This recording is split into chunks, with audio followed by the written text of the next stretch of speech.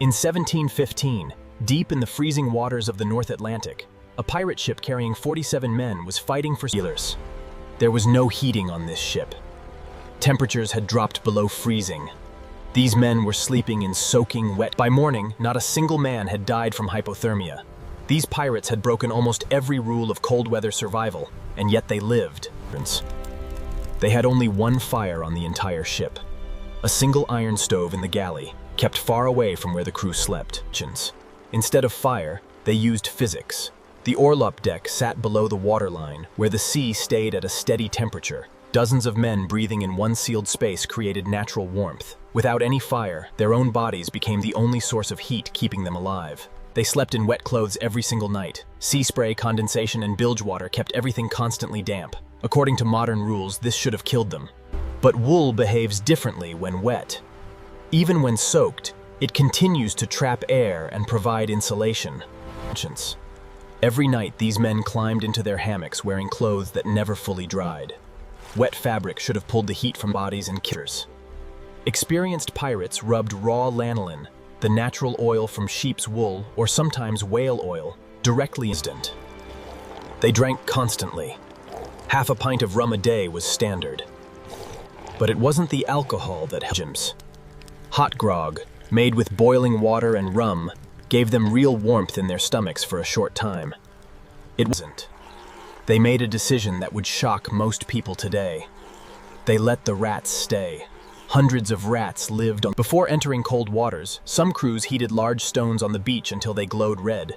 Then they carefully loaded them back into the lowest part of the ship. Those heated stones radiated warmth for hours. The deck directly above them became the closest thing to a heated room these men had ever known at sea. The stones didn't just provide heat. They also helped keep the crew's drinking water from freezing solid during the coldest nights. The crew worked in brutal 4-hour shifts, 4 hours on deck fighting the wind and cold, then 4 hours below trying to rest before being called back up again. By the time they reached their hammocks, the men were so completely exhausted that they fell into deep unconsciousness within seconds. This brutal cycle continued all night and all day for months. Their bodies never completed a full sleep cycle, yet this system accidentally created something valuable. Some pirates went to extreme lengths to reach the sick bay. They would pick at wounds to keep them open or soak their hands in freezing water just to look genuinely ill. The sick bay was deliberately kept warm because it sat beside the galley. A freezing man couldn't heal. The smartest pirate captains didn't just fight the cold, they avoided it entirely.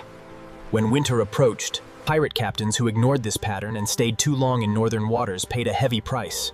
Some crews lost over 40% of their men to the cold alone. On that freezing night in 1715, everything came together. They had gone south too late, but they had also taken wool blankets from a recent raid. That night, the orlop deck was more crowded than usual. More men had come below deck to escape the freezing winds above, packing the space even tighter than normal. 4 days earlier, the crew had heated large stones during a shore stop. Those stones were still giving off residual flace. The cook had been convinced to keep the galley fire alive 2 hours longer than regulations normally allowed. Just weeks earlier, the crew had raided a Dutch merchant ship and stripped it of every wool blanket and warm coat they could find. No single decision saved them that night. It was the combination of many small choices made over time. The stones. These men had spent months surviving on broken sleep, wet clothes, and freezing conditions.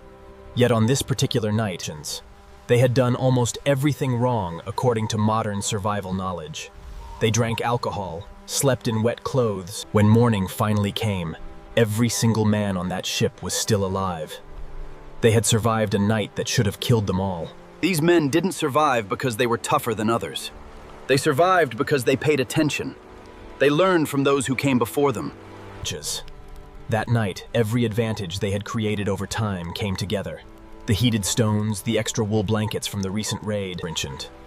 They didn't survive because of any single clever trick. They survived because of many small, practical decisions. These men had inherited knowledge from generations of sailors who came before them. Dutch fishermen, Scandinavian sailors, and Caribbean. They did almost everything wrong. They drank alcohol, slept in wet clothes, and had almost no direct heat. And yet, not one man died from the cold that night. These men weren't just criminals or adventurers. They were practical survivors who understood one simple truth. These men had done almost everything wrong according to modern survival knowledge, yet they survived because they understood something deeper than rules. They didn't survive because they were tougher than other men. They survived because they paid attention to what actually worked when their lives were on the line. In the end, survival wasn't about following perfect rules. It was about understanding what truly matters when everything is against